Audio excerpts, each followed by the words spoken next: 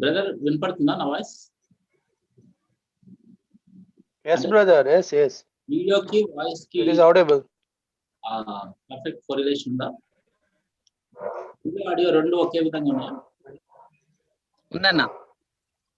Right brother. ఉన్నాయి. Okay. So నేను ఎక్కడ ఆగాను?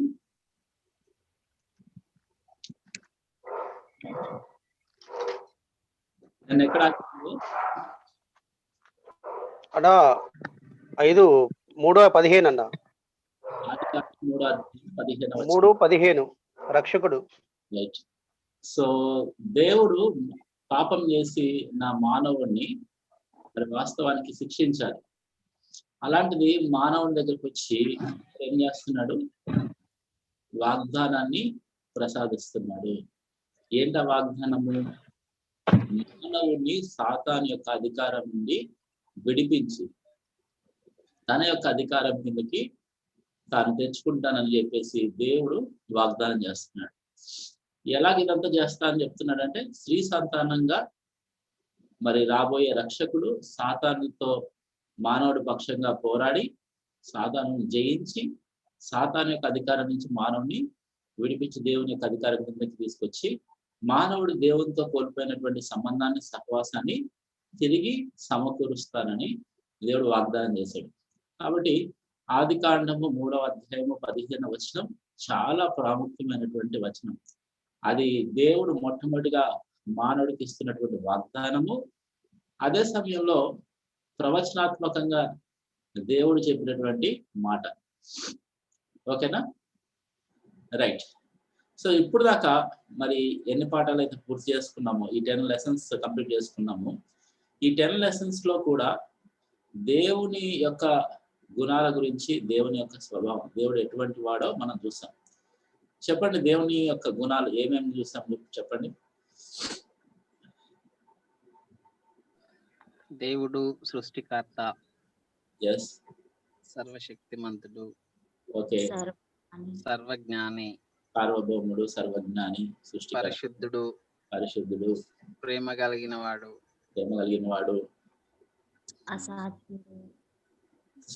అసాధ్యాలను సాధ్యపరిచేవాడు. కొంచెం పెద్ద చెప్పండి. అసాధ్యాలను సాధ్యపరిచేవాడు. దేవునికి అసాధ్యమైనది ఏదీ లేదు, సమస్తము సాధ్యమే దేవునికి. సర్వసమర్థుడు దేవుడు. ఎస్, సర్వశక్తిమంతుడు, ఇంకా సర్వజ్ఞాని, సర్వవ్యాపి. దేవుడు వంటి వారు మరొకరు లేరు, పరిశుద్ధుడు అంటే అర్థం కదా.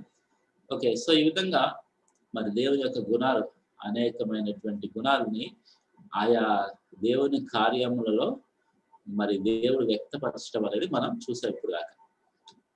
ఓకే, సో ఈ సందర్భంలో అంటే మానవుడిని వాస్తవానికి వాని పాపాన్ని బట్టి శిక్షించాల్సింది శిక్షించకుండా, మానవుడు దేనికైతే తగినవాడో ఆ శిక్షణ మానవుడికి ఇవ్వకపోగా, దేనికైతే తగినవాడు కాదో మరి దేవుడు మానవునికి రక్షకుని వాగ్దానం చేసి రక్షిస్తానని చెప్పి తెలియజేస్తున్నాడు.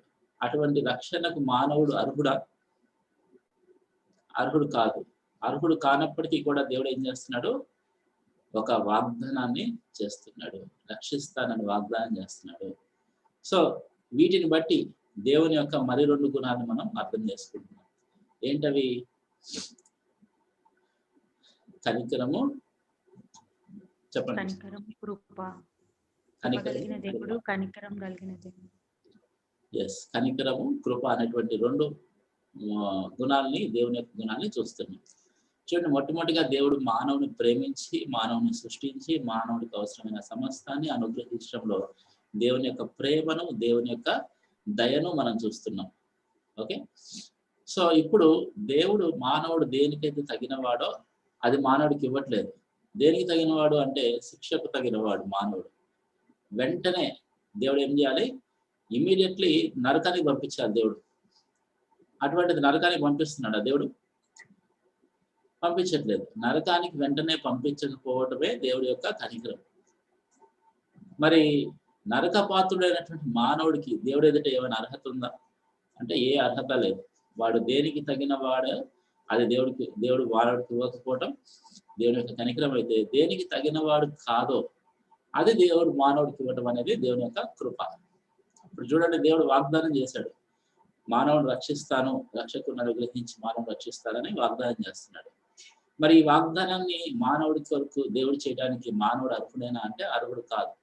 అయినా కూడా దేవుడు ఏం చేస్తున్నాడు, కృప ద్వారా, తన యొక్క కృప ద్వారా మానవుడికి మరి వాగ్దానాన్ని ప్రసాదిస్తున్నాడు. ఓకే, సో దేవుని యొక్క కనికరము, దేవుని యొక్క కృప, ఈ రెండు వాగ్దానాలు, రెండు గుణాలని, దేవుని యొక్క గుణాలని మనం ఈ సందర్భంలో చూస్తున్నాం. ఓకేనా, రైట్. సో మీకు ఒక కథ చెప్తాను. కథలు మనకు అందరికి బాగా ఇష్టం కదా. ఈ కథ అయిపోయిన తర్వాత ఈ కథలో నుండి ఒక ప్రశ్న అడుగుతాం మిమ్మల్ని. ఓకేనా, ready? Yes or no? Right. Okay, so కథ ఏంటంటే చూడండి, ఉదాహరణకి ఒకానొక రాత్రి మీ ఇంటికి ఎవరో ఒకళ్ళు వచ్చేసి తలుపు కొట్టారు. ఎవర్రా బాబు దబ్బి తలుపు కొడుతున్నారని చెప్పేసి తలుపు తీసి చూశారు. చూస్తే ఎవడో ఒక పిచ్చోడు ఉన్నాడు, పిచ్చోడు లాగా ఉన్నాడు. చూస్తుంటే గడ్డాలు మీసాలు బాగా పెరిగిపోయి చింపిరి జుట్టుతో ఉన్నాడు. జుట్టు గడ్డం అన్ని మురికిగా ఉన్నాయి, బట్టలన్నీ చిరిగిపోయి ఉన్నాయి. వాడిని చూస్తుంటేనే అసహ్యం వస్తుంది. దగ్గరికి వెళ్ళగానే వాడు బాగా తాగేసిన వాళ్ళలాగా ఉన్నాడు. అసలు తాగిన వాసన వస్తుంది, ఆ మురికి కంపు కొడతా ఉంది. అట్లాంటి వ్యక్తిని చూడంగానే మీకు ఏమనిపిస్తుంది? బాబోయ్ అని తలుపేసేస్తారు వెంటనే, అవునా?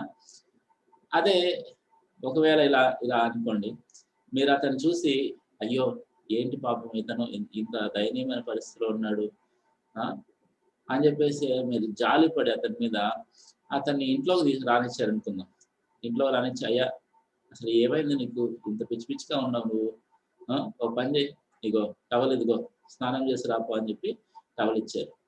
ఆయన మంచిగా షాంపూతో తలస్నానం చేసి రాపో అని చెప్పేసి తలస్నానం చేసి రమ్మన్నారు. అతనికి కొత్త బట్టలు ఇచ్చారు తొడుక్కోవడానికి. మన ఇంట్లో గతంలో కొత్త బట్టలు ఉంటే ఆ కొత్త బట్టలు ఇచ్చారు.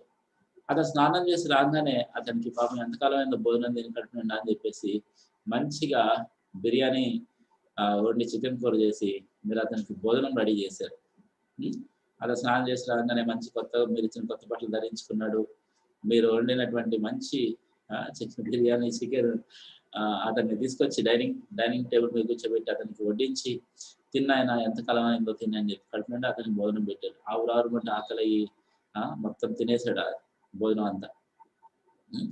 మంచిగా కడుపు నిండా తిన్న తర్వాత అతనికి చాలా సంతోషం అనిపించింది. ఎవరు నన్ను ఇట్లాంటి స్థితిలో చేరదీయరు, అయ్యా మీరు నన్ను చేరదీశారు, నాకు బట్టలు ఇచ్చారు, నాకు భోజనం పెట్టారు అని చెప్పేసి అతడు మీకు థ్యాంక్స్ చెప్పేసి ఇంకా ఆయన వెళ్ళిపోతాడు. ఓకే, మీరు కూడా అతని పట్ల జాలి చూపించినందుకు మీకు కూడా చాలా సాటిస్ఫాక్షన్, సంతృప్తి కలిగి ఉంటారు. అయితే అతను పంపించిన తర్వాత తలిపేసి మీరు మళ్ళీ ఇంట్లోకి వెళ్తే మీ ఇంట్లో సెల్ ఫోన్ పోయింది. మీ సెల్ ఫోన్ ఎక్కడ పోయిందిరా బాబు అని చెప్పి మొత్తం తిన్నా ఎక్కడైతే దొరకలేదు. అప్పుడు మీకు బల్బ్ వెలిగింది. ఏంటది? మీరు ఇంట్లోకి ఆహ్వానించి జాలిపడి దయదాల్చినటువంటి ఆ వ్యక్తి మీ సెల్ ఫోన్ పట్టుకెళ్ళిపోయాడు. మీకు ఎలా అనిపిస్తుంది చెప్పండి? ఎంత కోపం వస్తుంది? అర్రే అసలుకి ఎవరు దయతలిచి చేరదేరు ఈ వ్యక్తిని, ఇట్లాంటి వ్యక్తిని ఎంత దయతలిచి చేరదీస్తే ఇతను ఇట్లాంటి పని చేశాడేంటి అని చెప్పేసి తలుపు తీసి ఆ వీధిలో పోయి చూస్తే ఇంకెక్కడ అసలు కనపడలేదు. అయ్యో అని చెప్పేసి చాలా బాధపడ్డారు. సరే, మరుసటి రోజు రాత్రి మళ్ళీ ఏం జరిగిందంటే ఎవరో తలుపులు కొడుతున్నారు దబ్బి దిబ్బి అని. ఎవర్రా బాబు అని చెప్పి తీసి చూస్తే నిన్నటి దినాన్ని మన ఇంటికి వచ్చేది చూశారు. మనం జాలిపడి చేరదీసి ఇంట్లోకి తీసుకొచ్చి భోజనం పెట్టాను చూశారు. ఆ వ్యక్తి వచ్చాడు. ఇప్పుడు ఏం చేస్తారు చెప్పండి? దొరికేవరా అసలుకి? నా నిన్ను అంత దయ కలిస్తే నువ్వేం చేసావు? మా ఇంట్లో నా సెల్ ఫోనే పట్టుకెళ్ళిపోతావా అని చెప్పేసి మీరు వెంటనే ఏం చేస్తారు? కోపంలో గట్టి పట్టుకొని బంధించేసి పోలీసులు ఫోన్ చేసి పోలీసులకు అప్పు చెప్పాలనుకుంటారు. అంతేనా? సహజంగా ఒకవేళ అలా అనుకోకుండా మీరేం చేశారంటే సర్లే పోనిద్దు, ఏదోలే పాపం అని వాడి మీద ఇంకా దయదలిచి మీరేం చేశారంటే పోలీసులకి ఏం ఫోన్ చేయకుండా మళ్ళీ అతన్ని ఇంట్లో చేర్చుకున్నారు. మళ్ళీ అతన్ని వెళ్ళి స్నానం చేసి రమ్మన్నారు. మళ్ళీ అతనికి బిర్యానీ వండి చికెన్ కూర, ఈసారి మటన్ వేసి భోజనం పెట్టారు. చెప్పండి, మొదటిగా వాటిని అసలుకి మొదటి రోజు మీరు జాలిపడి చేరదీశారంటే అతని పట్ల మీరు ప్రేమను, దయను, జాలిని కనపరిచినట్టు. రెండో రోజు అతను చేసిన దానికి అతను ఏం చేయాలి వాస్తవానికి? అయితే పోలీసులకు పట్టించారు. కానీ మీరు అతని పట్ల అసలుకి ఏం తిట్టకుండా, ఏం నిలదీయకుండా, పోలీసులు కూడా పట్టించకుండా ఉన్నారంటే మీరు అతని పట్ల ఏం చూపించినట్టు? కనికరం చూపించినట్టు. ఇంకా సరే కనికరం చూపించి పో అనొచ్చు మీరు, ఏం పోలీసులు పట్టించకుండా విడిచిపెట్టవచ్చు.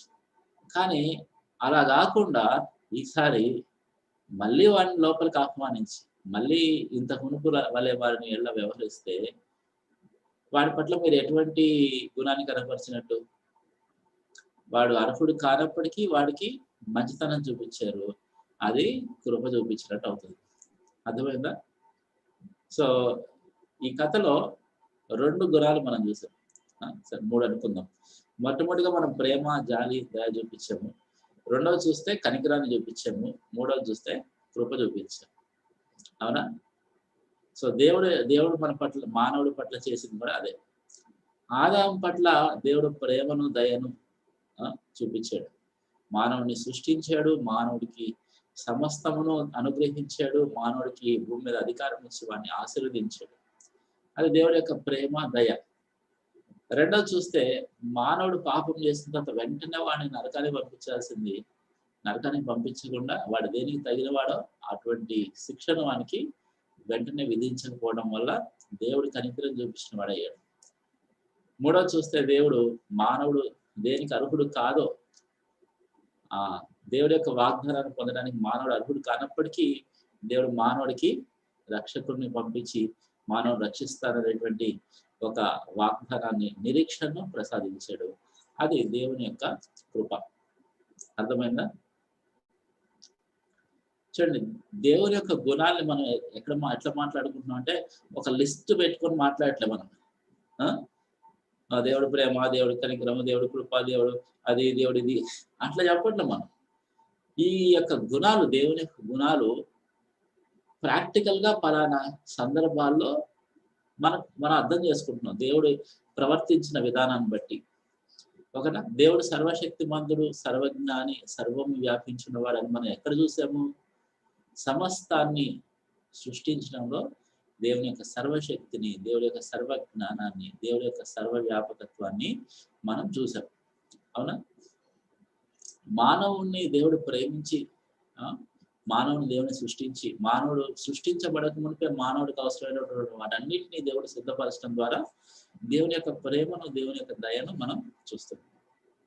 మరి ఈ సందర్భంలో దేవుని యొక్క కనికరాన్ని, దేవుని యొక్క కృపను మనం చూస్తాం. చూడండి, దేవదూతలు పాపం చేసినప్పుడు ఏం చేశాడు? వెంటనే దేవుడు మరి వారి యొక్క స్థానాల నుంచి తొలగించి వారిని పరలోకం నుండి గెంటి వేసి నరక శిక్షను, తీర్పును రాసేసాడు. కానీ మానవుడి పట్ల దేవుడు ఎంత కనికరం కలిగి, ఎంత కృప కలిగి ప్రవర్తిస్తున్నాడో మనం చూస్తున్నాం. అవునా? ఒక విధంగా చూస్తే సాతాను, వాని దురాత్మలు కూడా ఎంతో ఈర్షపడి ఉంటారు మానవుని చూసి. భగవంతుడా, మాకు చూపించి ఉండాల్సింది కదా ఈ కనికరం, మా పట్ల చూపించాల్సి ఉంది కదా ఈ కృప అని వాళ్ళు ఎంతో కోరుకొని ఉంటారేమో బహుశా మనసులో. బయటికి చెప్పకపోయినా దేవుని యొక్క కనికరము, దేవుని యొక్క కృపను కోరుకొని ఉంటారు. అయితే మనము విషయాన్ని మరి సరైన కోణంలో అర్థం చేసుకోవడానికి ప్రయత్నం చేద్దాం.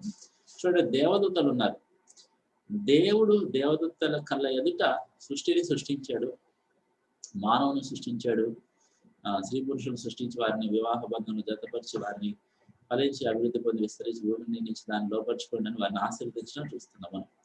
సో దేవదూతలు అందరూ కూడా మానవుడు గురించి దేవుడు ఇంత చేశాడు అనేది చూస్తున్నప్పుడు, సో దేవుడి యొక్క గుణాల్ని ఎవరు చూస్తున్నారు? మొట్టమొదటిగా సర్వశక్తిమంతుడు, సర్వజ్ఞాని, సర్వవ్యాపి, ఇవి బాగా స్పష్టంగా ఎవరికి అర్థమవుతుంది అంటే దేవదూతలకు అర్థమవుతుంది. ఎందుకంటే దేవదూతల కన్నుల ఎదుట దేవుడు ఈ కార్యాలు చేస్తున్నాడు. దేవదూతలు మొట్టమొదటి ప్రేక్షకులు అన్నమాట, దేవుడు చేసే కార్యాలను వీక్షించిన వాళ్ళు.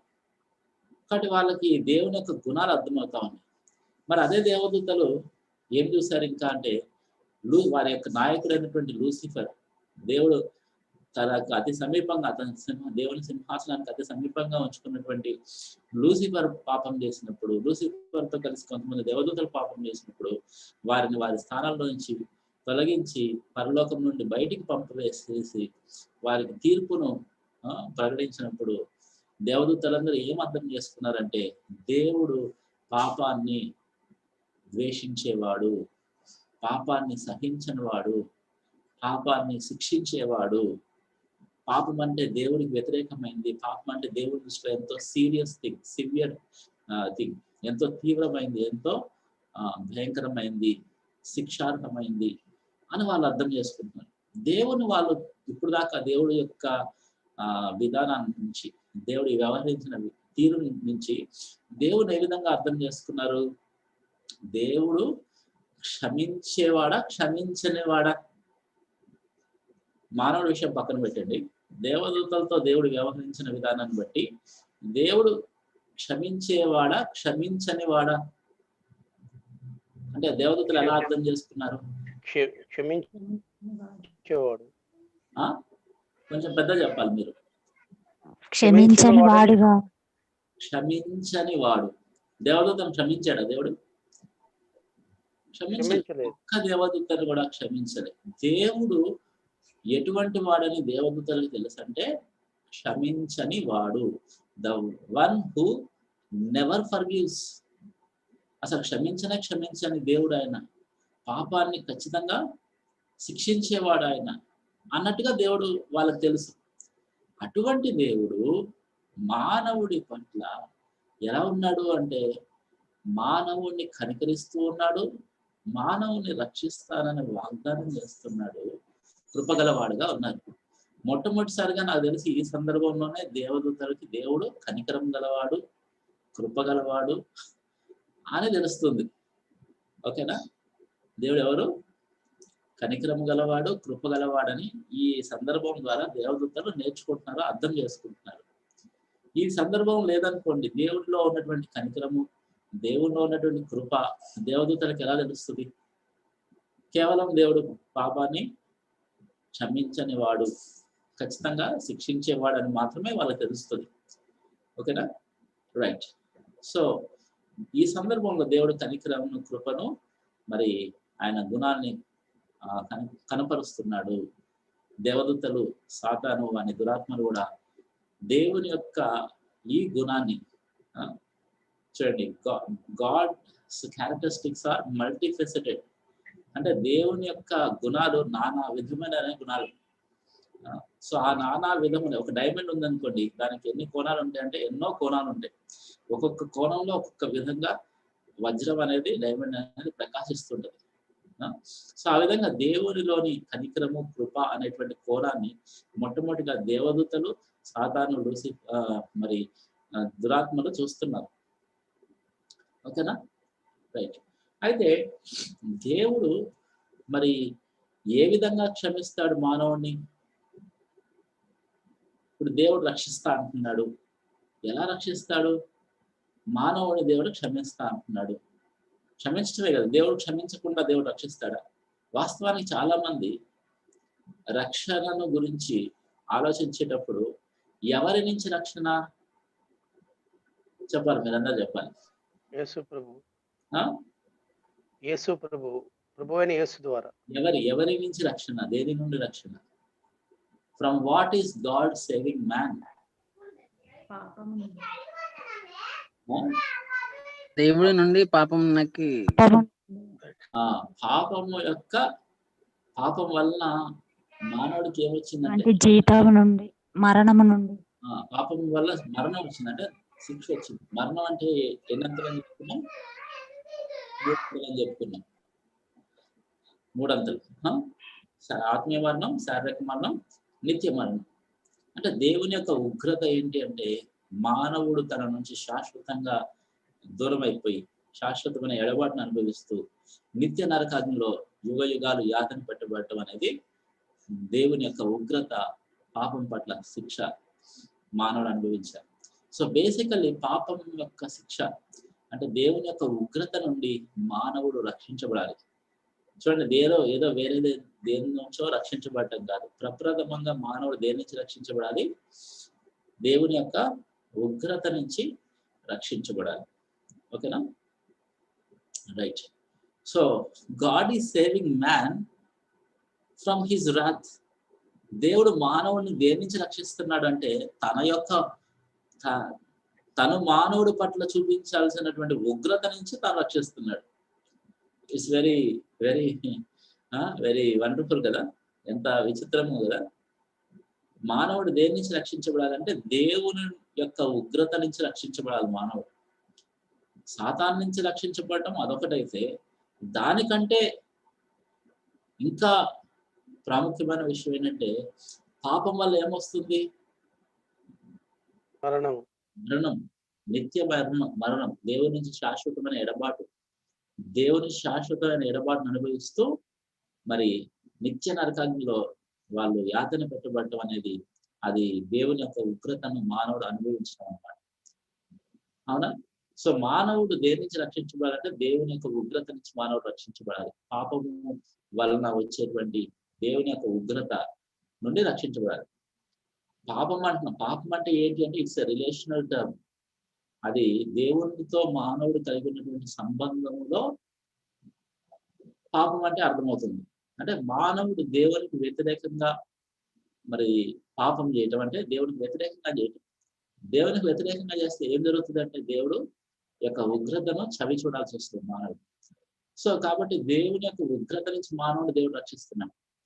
అయితే ఇప్పుడు దాకా మనం ఏం మాట్లాడుకుంటుంటే దేవదూతలకి దేవుడు శిక్షించేవాడు, ఉగ్రత కనపరిచేవాడు అని మాత్రమే తెలుసు, కానీ క్షమించేవాడు అనే కోణము వాళ్ళకి అసలు they don't even have a clue. కనీసం కొంచెం ఒక క్లూ కూడా లేదు వాళ్ళకి అసలు. మొట్టమొదటిసారిగా ఫర్ ద ఫస్ట్ టైం దేవదూతలు షాక్ అవుతున్నారు. దేవుడు ఉగ్రత చూపించేవాడు కదా, పాపాన్ని శిక్షించేవాడు కదా, క్షమించటం అనేది దేవుడికి ఎలా సాధ్యం? దేవుడు న్యాయవంతుడు కదా. న్యాయవంతుడైన దేవుడు ఆయన న్యాయాన్ని తప్పుతాడా అంటే తప్పడు. న్యాయం తప్పకుండా మానవుని ఏ విధంగా క్షమిస్తాడు అనేది వాళ్ళకి అర్థం కాని it's a puzzle. Okay, so దేవుడు ఏం చేశాడంటే మానవుడి దగ్గరకు వచ్చిన తర్వాత చూడండి 21వ వచనం ఒకసారి చదువుతారా? 21వ వచనం. దేవుడైన యెహోవా ఆదామునకు అతని భార్యకును చర్మపు చొక్కాలను చేయించి వారికి తొడిగించెను. సో దేవుడైన యెహోవా ఆదాము వాళ్ళకి దేవుడు ఏం చేశాడు? చర్మపు చొక్కాలు ధరింపజేశాడు.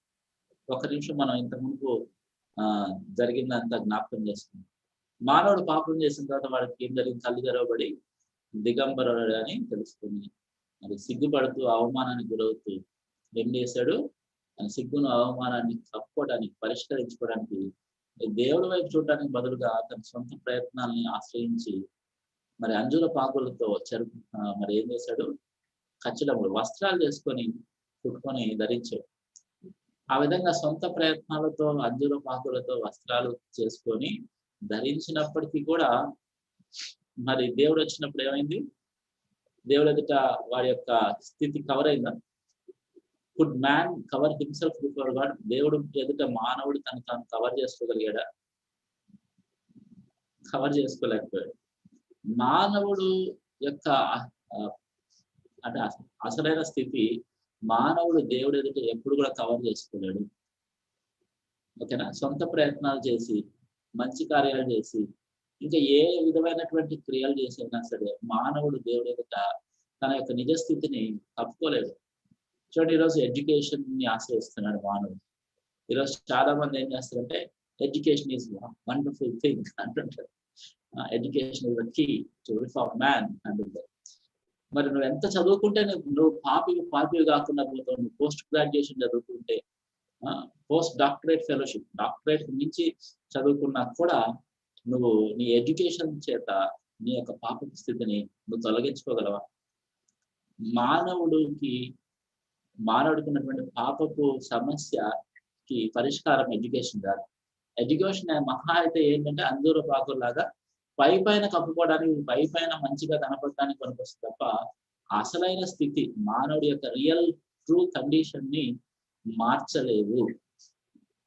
ఓకే, సో ఎడ్యుకేషన్ ఉపయోగపడదు. మంచి ప్రవర్తన బాహ్యంగా మానవుడు ఎంత కల్చర్డ్ పర్సన్ అయినప్పటికీ, ఎంత మంచిగా మాట్లాడినా, ఎంత మంచిగా బట్టలు వేసుకు ధరించుకున్నా, ఎంత ఎటిక్వేట్ మేనర్స్ ఎన్ని నేర్చుకున్నా కూడా మానవుడు అవంతా కూడా పై మెరుగులే తప్ప అట్ హిస్ కోర్ మానవుడు అంతరంగంలో హృదయపు మూలాల్లో హూ ఇస్ హీ, మానవుడి యొక్క అసలైన స్థితి ఏంటి? దేవుడు ఎదుట మానవుడు పాపి, దిగంబరుడుగా ఉన్నాడు. ఇవేవి మానవుడిని యొక్క దిగంబరత్వాన్ని, నిజస్థితిని దేవుడు ఎదుట కప్పలేవు. కాబట్టి మానవుడు at his best he's worst. అవునా? ఎంత ప్రయత్నం చేసినా ఆ ప్రయత్నాలన్నీ కూడా వ్యర్థ ప్రయత్నాలే, వృధా ప్రయత్నాలే. అవునా? దేవుడు ఎదుట మానవుడు చేసిన ప్రయత్నాలు ఏమైనా ఉపయోగపడ్డాయా? దిగంబరత్వాన్ని కప్పగలిగాయా? కప్పలేకపోయాయి. చూడండి, ఈరోజు మానవుడు ఎంత భక్తి మతాన్ని ఆశ్రయించి, even if it is a Christian religion also it cannot help. మతము క్రైస్తవ మతమైనా ఏ మతం ఒక సూక్తి కదా, ఏ రాయి అయితేనే తలబగలు కొట్టుకుంటాను, కానీ even Christianity doesn't help, only God can help. అర్థమవుతుందా? క్రైస్తవ మతం కూడా మనకేం సహాయం లేదు. మత సంబంధమైన వాళ్ళనే భగవంతుడు ఎక్కువగా తిట్టాడు బైబిల్లో చూస్తే. కాబట్టి మతం ఏమి మనిషిని మార్చలేదు, దేవుడు మానవుని మార్చాలి తప్ప ఏ మతం కూడా మనిషిని మార్చలేదు. మత సంబంధమైన మానవుని యొక్క సొంత భక్తి, సొంత క్రియలు మానవుని మార్చలేవు. దేవుడు ఎదుట ఇవేవి ఉపయోగపడవు. మరి ఏంటి పరిష్కారం అంటే, చూడండి, మానవుడు తనంతట తాను చేసిన ఏది కూడా దేవుడు ఎదుట తన సమస్యను పరిష్కరించలేదు. ఓకే, పరిష్కరించకపోగా దేవుడు మానవుడి కొరకు పరిష్కారాన్ని జరిగిస్తున్నాడు. God is solving man's problem. మానవుడి యొక్క పరిష్కారానికి, మానవుడి యొక్క సమస్యకి దేవుడే పరిష్కారాన్ని చేస్తున్నాడు. మానవుడు తన కొరకు తను చేసుకుంది మానవుడికి ఉపయోగపడదు, కానీ దేవుడు మానవుడి కొరకు చేసింది మానవుడికి ఉపయోగపడదు. దేవుడు ఏం చేశాడు? దేవుడైన యెహోవా మరి ఆదామవ్వల కొరకు చర్మపు చొక్కాలు చేయించి ధరింపజేశాడు. అవునా? ఆదామవ్వలు చెట్టు చాటు నుంచి యువతల గంటన వచ్చారు. ఇంకా దేవుడు ఎదుట తలెత్తుకోలేకుండా ఇంకా సిగ్గుతో తలంచుకొని ఉన్నారు. వాళ్ళ అంజూర పాకులు తీసేసేయండి, ఎట్లాగా దిగంబరులు అంటున్నారు కదా, ఇది పనికిరాని, ఎందుకు, జస్ట్ రిమూవ్ దిస్ థింగ్స్. అంజూర పాకులు తీసి పారేశారు. దేవుడు ఎదుట సిగ్గుతో నిలబడి ఉన్నారు. కానీ దేవుడు ఏం చేశాడు తెలుసా? దేవుడు ఎవరిని కూడా హీ డజంట్ ఎంబారస్ ఎనీబడి. దేవుడు చర్మపు చొక్కాలతో వారిని కప్పాడు. అర్థమైందా? ఏం చేశాడు దేవుడు? వారి యొక్క దిగంబరత్వాన్ని కప్పాడు. ఇప్పుడు వాళ్ళు ఇంకా సిగ్గుపడుతున్నారా దేవుడు ఎదుట? చెప్పండి, ఇంకా సిగ్గుపడుతున్నారా? ఇంకా దిగంబరత్వం ఉందా మానవుడికి? నెవర్. ఒకసారి దేవుడు మానవుని కప్పిన తర్వాత మానవుడికి దిగంబరత్వం లేదు. ఇప్పుడు దాకా సిగ్గుతో తల వంచుకున్న మానవుడు ఇప్పుడు ఏం చేశాడు? తల దేవుడి వైపు చూస్తున్నాడు. దేవుడి వైపు ఎంత కృతజ్ఞతతో చూస్తున్నాడు. దేవా, నీ ఎదుట దిగంబరినైన నాకు వస్త్రాలు ధరింపజేసి, నీ ఎదుట తలదించుకునే పరిస్థితి లేకుండా తలెత్తుకొని నీ వైపు చూసేటువంటి భాగ్యాన్ని ప్రసాదించాలని దేవుడు ఎదుటికి దేవుడు వైపు చూస్తున్నారు. చూసారా? మానవుడి యొక్క సమస్యకి పరిష్కారం ఏంటి? మానవుడి సొంత ప్రయత్నాలు కాదు, దేవుడి యొక్క ప్రయత్నాలు. మానవుడు తన కోసం తానేం చేసుకోవడం ఉన్నాడు, అది పరిష్కారం కాదు. దేవుడు మానవుడి కొరకు ఏం చేశాడో అది మానవుడికి పరిష్కారం. దేవుడు మానవుడి కొరకు ఏం చేశాడు? చర్మపు చొక్కాలు ధరింపజేశాడు అని మనం చూస్తాం. కానీ ఈ చర్మపు చొక్కాల గురించి ఒక నిమిషము మనం ఆగి కొంచెం ఆలోచించాలి. చర్మపు చొక్కాలు అంటే ఎక్కడి నుంచి వచ్చినాయి? దేవుడు ఆదామవ్వల కళ్ళ ఎదుట ఒక గొర్రె పిల్లని తీసుకొని దాన్ని ఏం చేశాడు? వధించాడు. చూడండి, ఆదామవ్వల కళ్ళ ఎదుట మొట్టమొదటిగా వాళ్ళు చూస్తున్నటువంటి మరణం ఇది. ఇంతకుముందు ఎప్పుడైనా మరణాన్ని చూసారా ఆదామవ్వలు? చూడలేదు. ఎందుకంటే దేవుడు చేసిన సమస్తం మంచిదిగా ఉంది. మరణం అనేది అసలు దేవుడి యొక్క ఉద్దేశమే కాదు. ఈ లోకంలో మరణమే లేదు ఆదామవ్వలు పాపం చేయకుండా. కానీ ఆదామవ్వలు పాపం చేసిన మరుక్షణం ఏమొచ్చింది, వాళ్ళ ఆత్మీయమైన మరణాన్ని అనుభవించారు. వీళ్ళు చేసిన పాపాన్ని బట్టి వీరి యొక్క ఆదామవ్వల యొక్క అధికారం కింద సమస్తం మీదకి జంతువులు కానీ చెట్లు కానీ వీటన్నిటికీ భూమి మీదకి ఆదాము యొక్క పాపం బట్టి మరణం అనేది భూమి మీదకి వచ్చింది. ఒక మనుషుని ద్వారా పాపం ద్వారా మరణంలో ఈ లోకంలోనికి ప్రవేశించింది అని రోమపత్రిక 5వ అధ్యాయం 12వ వచనంలో చూస్తాం. ఓకేనా? చూడండి, ఆదామవ్వల కళ్ళెదుట మరి దేవుడు ఒక జంతువుని, గొర్రెపిల్లను వధిస్తున్నాడు.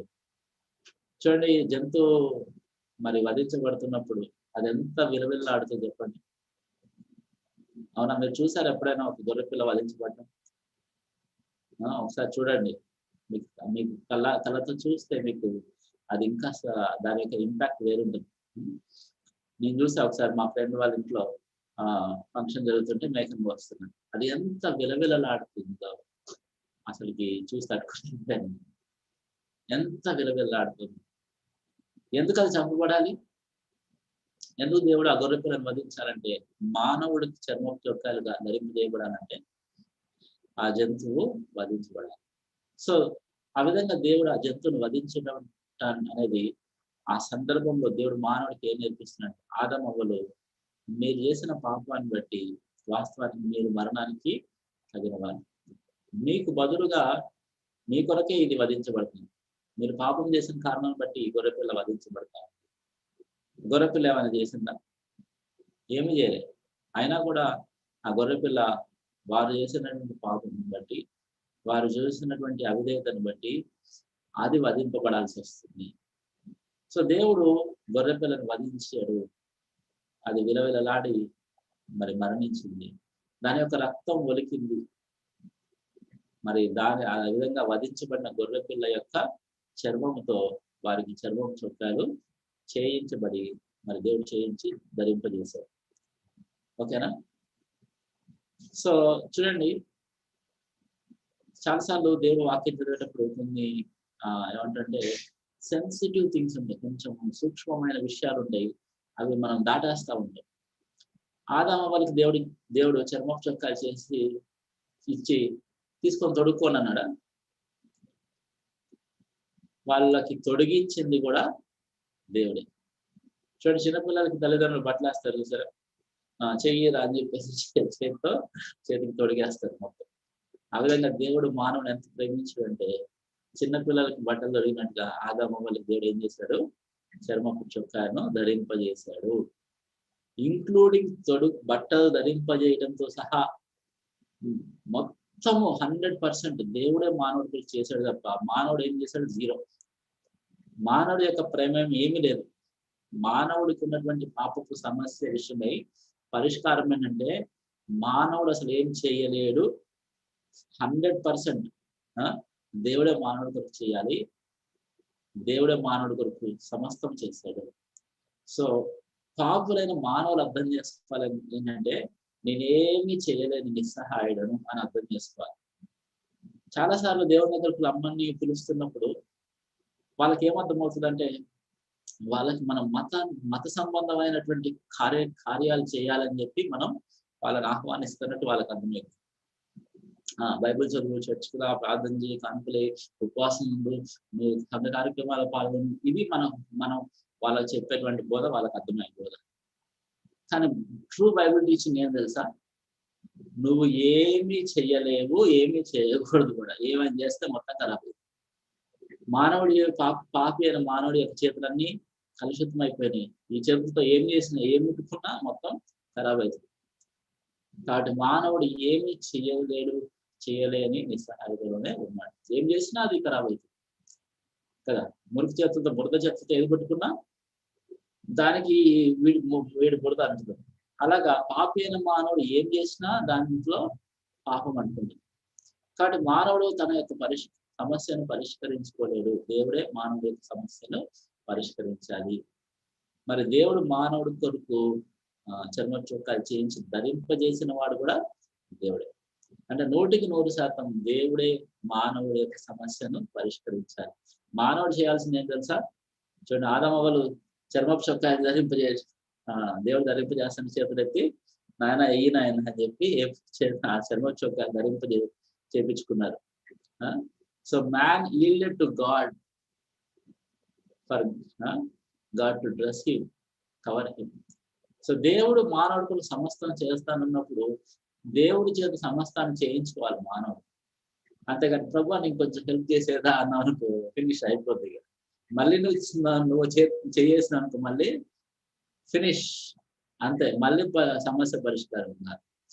సో రక్షణ అనేది, మానవునికి క్షమాపణ అనేది, దేవుడితో తిరిగి మానవుడు క్షమించబడి సమకూర్చబడటం అనేది 100% దేవుడు చేసేది, మానవుడు చేసేది కాదు. అర్థమైందా? సో మొట్టమొదటిసారిగా for the first time in the history of the whole universe, God is introducing a concept called propitiation. దేవుడు పాపాన్ని ఎలా క్షమించగలడు అనే దేవదూతల ప్రశ్నకి సమాధానంగా దేవుడు ఏం చెప్తున్నాడంటే, చూడండి, ఆ గొర్రె పిల్లను వధించాడు దేవుడు, దాని యొక్క రక్తాన్ని ఉడికించాడు. వీరి పాపానికి బదులుగా వీరి కొరకు, వీరి స్థానంలో మరొక నిర్దోషమైన జీవి బలైంది. దాని యొక్క రక్తము ద్వారా, దాని యొక్క మరణము ద్వారా వీళ్ళు కప్పబడ్డారు. సో అది కేవలం గొర్రెపిల్ల వధించబడి గొర్రెపిల్ల యొక్క రక్తం చెందించబడటం అనేది నానానికి ఒకవైపు న్యాచురల్ సెన్స్ అన్నమాట, సాధారణంగా మనం అర్థం చేసుకుంటాం. కానీ ఆత్మీయార్థంగా, ప్రవచనాత్మకంగా దేవుడు మరొక సత్యాన్ని అక్కడ తెలియజేస్తున్నాడు. అదేంటంటే, ఏంటది? రాబోయే రక్షకుడు ఇంతకుముందు 15వ వచనంలో ఏం చూస్తామంటే, సాతానుతో పోరాడి సాతానును జయిస్తాడు. సాతాను యొక్క అధికారం నుంచి మానవుని విడిపించి దేవుని యొక్క అధికారం కింద తీసుకొస్తాడు. అయితే ఇదంతా ఎలా చేస్తాడు? సాతాను ఏం చేస్తాడంట, నీవు దాని మడిమి మీద, అంటే స్త్రీ సంతానంగా వచ్చే రక్షకుడు మడిమ మీద సాతాను సర్పం కొడుతున్నాడు. అంటే అర్థం ఏంటంటే, రక్షకుడు మరి ఎంతో వేదనను అనుభవిస్తాడు. ఎంతటి వేదన అంటే మరణ వేదనను అనుభవిస్తాడు. ఆయన మరణము ద్వారా మరణ బలం గలవాడైనటువంటి అపవాది నుంచి మానవుని విడిపిస్తాడు. అయితే 2 కోణాలు ఉన్నాయి. ఒకటి, ఇంతకుముందు మనం చెప్పుకున్నట్టుగా సాతాను నుంచి రక్షించడం మాత్రమే కాదు, దేవుని యొక్క ఉగ్రత నుంచి కూడా మానవుని రక్షించాలి.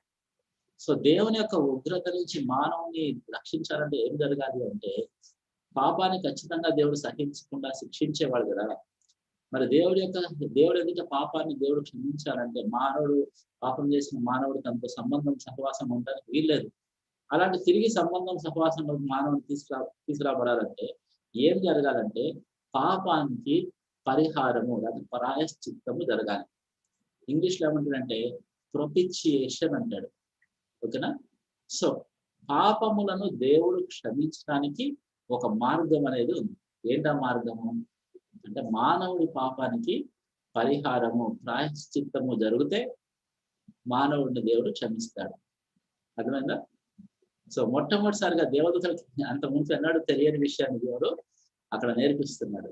పాపాన్ని నేను ఎలా క్షమిస్తానంటే, మానవుడి పాపానికి మరొకరు పరిహారం చేస్తే, ప్రాయశ్చిత్తం చేస్తే మానవుని నేను క్షమిస్తాను అని దేవుడు చెప్తున్నాడు. అయితే మానవుడు పాపానికి పరిహారం, ప్రాయశ్చిత్తం చేయగలిగిన శక్తి గల వాళ్ళు ఎవరు ఉంటారు? ఇక్కడ మనం పాపం అంటే ఏంటో అర్థం చేసుకోవాలి. పాపం అంటే ఏంటి? దేవునికి వ్యతిరేకమైంది. దేవుడు ఎవరు? అనంతుడు. హీఈస్ అన్ ఇన్ఫైనైట్ గాడ్. అనంతుడైన దేవుడికి వ్యతిరేకంగా చేసినటువంటి పాపము ఎంత భయంకరమైంది? అనంతమైన భయంకరమైనటువంటి పాపం. అనంతమైన పాపానికి శిక్ష ఏంటి? పరిహారం ఎంత పరిహారం చెల్లించాలి? అనంతమైన పాపానికి శిక్ష, అనంతమైన శిక్ష. అటువంటి అనంతమైన శిక్షను మరి తప్పించాలంటే, క్షమించాలంటే మరి పరిహారం ఎంత చెల్లించాలంటే అనంతమైన పరిహారం, ప్రాయశ్చిత్తం చేయాలి. అనంతమైన పరిహారం, ప్రాయశ్చిత్తము, ఇన్ఫైనైట్ ప్రొపిచియేషన్ అనేది ఫైనైట్ బీయింగ్ ఎవరైనా చేయగలరా? చెప్పండి. పరిమితులు కలిగినటువంటి ఎవరైనా అనంతమైన పరిహారం చేయగలరా? చేయలేరు. కాబట్టి మానవుడి కొరకు పరిహారం ప్రాయశ్చిత్తం ఎవరు చేయగలరంటే అనంతమైన వాడే చేయగలరు. దేవుడు తప్ప అనంతమైన వాళ్ళు ఎవరైనా ఉన్నారు? ఏ దేవదూతైనా అనంతమైన వాళ్ళు ఉన్నారా? అంటే మానవుడి యొక్క పాపానికి పరిహారము దేవదూతలు కూడా చేయలేరు. ఓకే, ఎవరు చేయాలి? కేవలము దేవుడు మాత్రమే చేయగలడు. The only one who is qualified to do propitiation for mankind is God alone.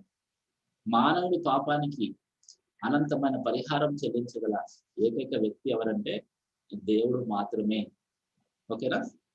So దేవుడు ప్రవచనాత్మకంగా ఆ 21వ వచనంలో ఏం చెప్తున్నాడంటే, మానవుడి పాపానికి పరిహారం ప్రాయశ్చిత్తం చేయడానికి నేనే మానవుడిగా, ఆ 15వ వచనంలో చెప్పబడిన ప్రకారం నేనే స్త్రీ సంతానంగా మానవుడు రక్షించడానికి మానవుడుగా ఈ లోకంలోకి వచ్చి మానవుడి పాపం కొరకు మానవుడి యొక్క స్థానాన్ని తీసుకొని దేవుని యొక్క ఉగ్రతను అనుభవించి పరిహారం ప్రాయశ్చిత్తం చేసి ఆ విధంగా మానవుల యొక్క శిక్షను నేను తీసుకోవడం వల్ల మానవుని శిక్ష నుంచి తప్పించి దేవుడి యొక్క క్షమాపణను,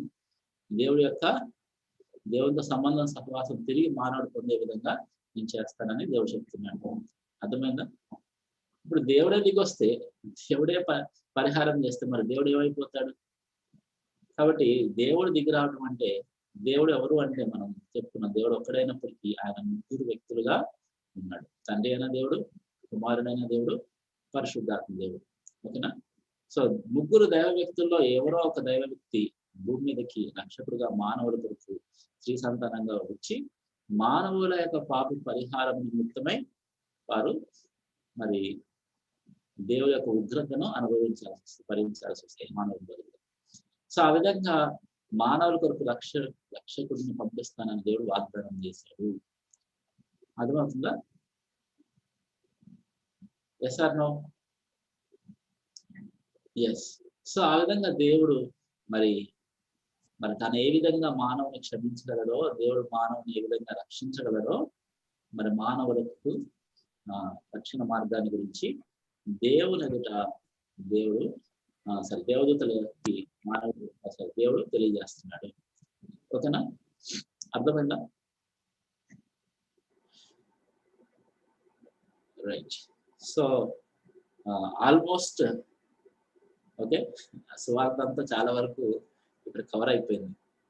దేవుడు వాగ్దానం చేశాడు మానవుని రక్షిస్తానని, మానవుని క్షమిస్తానని, మానవుణ్ణి సాతాను యొక్క అధికారం నుంచి విడిపిస్తాను, దేవుని యొక్క ఉగ్రత నుంచి తప్పిస్తాను, మానవుని క్షమిస్తాను, మానవుడు తనతో సంబంధం సహవాసం కోల్పోయాడు కదా, తిరిగి సంబంధం సహవాసాన్ని మానవుడికి ప్రసాదిస్తానని దేవుడు మానవుడికి వాగ్దానం చేశాడు, మానవుడికి నిరీక్షణను ప్రసాదించాడు. ఓకే, సో ఇక్కడ మనం అర్థం చేసుకోవాల్సింది చూడండి, చాలా ప్రాముఖ్యమైన విషయము. దేవుడు ఎవరు అంటే పాపాన్ని క్షమించేవాడా, క్షమించనివాడా? చెప్పాలి, అన్మ్యూట్ చేసి చెప్పాలి, మీకు బాగా అలవాటైపోతుంది. క్షమించేవాడా? చూడండి, అదే పొరపాటు చేయవద్దు మనం. ఓకేనా? దేవుడు ఇప్పటికీ కూడా పాపాన్ని క్షమించని వాడు. మీరు పదే పదే మీ మైండ్ లో మీరు ఫీడ్ చేసుకోవాల్సిన బైబిల్లో ఉన్న అతి ప్రాముఖ్యమైన విషయం, దేవుడి గురించినటువంటి విషయం. పాపాన్ని క్షమించిన వాడు పాపిని క్షమించేవాడు, అంతే కదా? పాపాన్ని దేవుడు క్షమించడు, పాపాన్ని క్షమించడు, పాపిని మాత్రం మరి ప్రేమించాడని కనపరుస్తుంది ఇక్కడ. ఇప్పుడు మీరు నాకు ఏదైతే చెప్తున్నారో అది నాకు తెలియదు అంటారా? తెలియదు అంటారా? తెలుసు, అందరికీ తెలిసిన విషయం మీరు చెప్పేది. నేను చెప్పేది మీ అందరికి పాపాన్ని క్షమించడు. So let me complete. మీరు వినండి నేను చెప్పేది, తర్వాత మీరు మళ్ళీ చెప్దురు. కానీ బాగా మన మనస్సులో ఏం గుర్తుండిపోయిందంటే దేవుడు క్షమించేవాడు. ఎందుకంటే ఈరోజు బోధనన్నీ కూడా ఇలానే ఉన్నాయి దురదృష్టకరంగా. దేవుడు పాపాన్ని క్షమించేవాడు, క్షమించడానికి సిద్ధ మనసు గలవాడు, ఇవే చెప్తా ఉన్నారు చర్చిల్లో. కానీ ఇక్కడ చాలా ప్రాముఖ్యమైన విషయం ఏంటంటే దేవుడు పాపాన్ని క్షమించని వాడు. అర్థమవుతుందా? చూడండి, పాపాన్ని ఏ విధంగా క్షమిస్తాడు దేవుడు? దేవదూతలందరికీ ప్రశ్న ఏంటంటే, దేవుడు పాపాన్ని క్షమించని వాడు కదా, ఏ విధంగా దేవుడు పాపాన్ని క్షమిస్తాడు అని వాళ్ళందరూ కూడా మరి క్వశ్చన్ మార్క్ తో ఉన్నారు. అయితే దేవుడు ఏమంటున్నాడంటే, పాపానికి పరిహారము ప్రాయశ్చిత్తము జరిగితే క్షమిస్తాను. Only on the grounds of propitiation God is going to forgive. కేవలం పరిహారము ప్రాయశ్చిత్తము జరిగినటువంటి పక్షమున మాత్రమే దేవుడు మానవుని క్షమిస్తాడు. ఓకేనా? సో అది మర్చిపోవద్దు. Before forgiveness there is a propitiation. క్షమించడానికి ముందుగా ఏముంది? పరిహారం ఉంది. మనం ఎంత ఈజీగా క్షమాపణని పట్టుకుంటామంటే, పరిహారము ప్రాయశ్చిత్తాన్ని సులువుగా వదిలేసి క్షమాపణ పట్టుకుంటాం. అందుకే నేను ఈ విషయం నొక్కి చెప్పాల్సి వస్తుంది. మీరు చెప్పండి, మీరు ఆలోచించండి. మీరు ఎన్నిసార్లు దేవుడి యొక్క క్షమాపణ జ్ఞాపకం చేసుకున్నప్పుడు దేవుని యొక్క క్షమాపణతో పాటు పరిహారం ప్రాయశ్చిత్తం అనే దాన్ని కూడా గుర్తు తెచ్చుకుంటున్నారు? చూడండి, దేవుడు ఎటువంటి వాడంటే, పరిహారము ప్రాయశ్చిత్తం జరగకపోతే క్షమించడానికి అవకాశం లేదు. అర్థమైందా? నేను ఎందుకు ఈ విషయాన్ని నొక్కి చెప్తున్నా మీకు కొంచెం అర్థమై ఉంటుంది. మనం చాలాసార్లు దేవుడి యొక్క క్షమాపణని in isolation to propitiation we are embracing. అవునా? పరిహారం ప్రాయశ్చిత్తాన్ని గురించి ఆలోచించకుండానే, పట్టించుకోకుండానే క్షమాపణ హత్తుకుంటున్నాం మనం. So forgiveness is only because of propitiation. పరిహారమును బట్టి మాత్రమే, ప్రాయశ్చిత్తమును బట్టి మాత్రమే క్షమాపణ తప్ప. మన యొక్క అండర్స్టాండింగ్ ఏంటంటే, పరిహారం లేదు, ప్రాయశ్చిత్తం లేదు, పూర్తిగా క్షమించేస్తాడు దేవుడు. మన అండర్స్టాండింగ్ అది. అందుకే నేను ఈ విషయాన్ని నొక్కి చెప్పాలనుకుంటున్నాను. బైబిల్లో ఉన్నదే, నేను లేదని చెప్తున్నానని మీరు చెప్పండి. బైబిల్లో ఈ విషయం లేదా? దేవుడి యొక్క క్షమాపణ పరిహారం బట్టి, ప్రాయశ్చిత్తాన్ని బట్టి అని లేదా బైబిల్లో?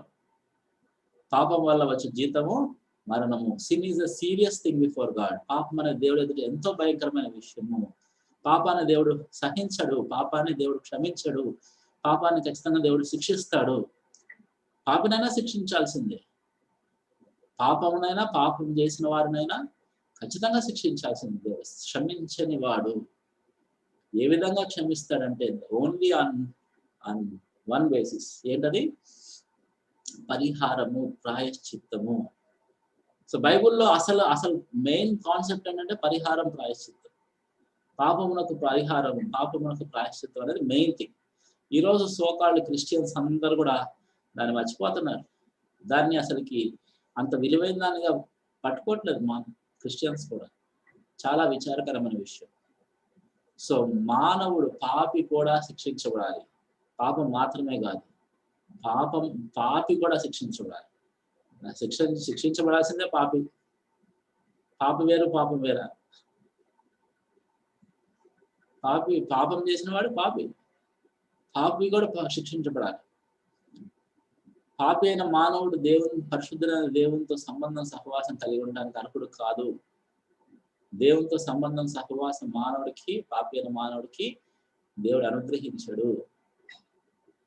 సో పాపం ఏం చేసిందంటే, మానవుని దేవుని నుంచి మరి దూరం చేసింది. దేవునితో సంబంధము, దేవునితో సహవాసము మానవుడు కోల్పోయేటట్టుగా చేసింది. మరి మానవుడి కొరకు పరిహారము, ప్రాయశ్చిత్తం జరగకపోతే మానవుడు ఏమవుతాడు తెలుసా? దేవుని నుంచి శాశ్వతంగా మరి దూరమైన స్థితిలో ఉండిపోవాల్సింది. మానవుడు చూడండి ఎంత నిస్సహాయతలో పడిపోయాడు.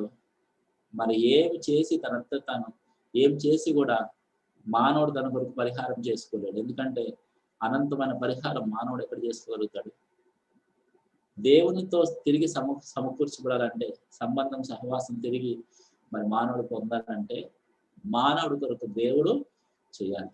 మానవుడి కొరకు దేవుడు పరిహారం, ప్రాయశ్చిత్తం చేసి తన యొక్క ఉగ్రత నుంచి మానవుడిని తప్పించి, మానవునికి క్షమాపణ ప్రసాదించి, మానవుడికి దేవునితో తిరిగి సంబంధం, సహవాసం దేవుడు అనుగ్రహించాలి. అది జరగాలంటే దేవుడు ఏం చేయాలి? మానవుడి కొరకు పరిహారము, ప్రాయశ్చిత్తము చేయాలి. సో దేవుడు ఈ లోకంలోకి మరి స్త్రీ సంతానముగా కన్యక ద్వారా జన్మించి, ఆయన గొర్రె పిల్ల వలె ఆయన మానవుడి బదులుగా మానవుడి యొక్క మరణాన్ని అనుభవించి తన యొక్క రక్తాన్ని చిందించిన ద్వారా ఆ రక్షకుని యొక్క నీతి చేత మానవుడు కప్పబడితే తప్ప, దేవుడు నీతిమంతుడు, దేవుడు న్యాయవంతుడు, దేవుడు పరిశుద్ధుడు. అటువంటి పరిశుద్ధులైన నీతిమంతులైన న్యాయవంతులైన దేవుడు ఎదుట మానవుడికి తిరిగి అర్హత కావాలంటే, క్షమించబడడానికి అర్హత కావాలంటే ఆ రక్షకుడి యొక్క అర్హత మానవుడికి ఆపాదించబడాలి తప్ప, చూడండి, వధింపబడిన గొర్రె పిల్ల చేత వాళ్ళు కప్పబడుతుంది తప్ప వాళ్ళ దేవుడు ఎదుట సిగ్గుపడకుండా ధైర్యంగా తలెత్తుకొని నిలబడేటువంటి స్థితి, మార్గం వాళ్ళకి లేదు. ఓకేనా? చూడండి, isn't it a good news? ఇది సువార్త కదా? ఒక విధంగా బ్యాడ్ న్యూస్ విన్నాం మనం. మానవుడు తనకు తానుగా ఏమి చేసుకోలేని నిస్సహాయుడు. This is a bad news. ఇంతకంటే బ్యాడ్ న్యూస్ ఇంకోట్లేదు.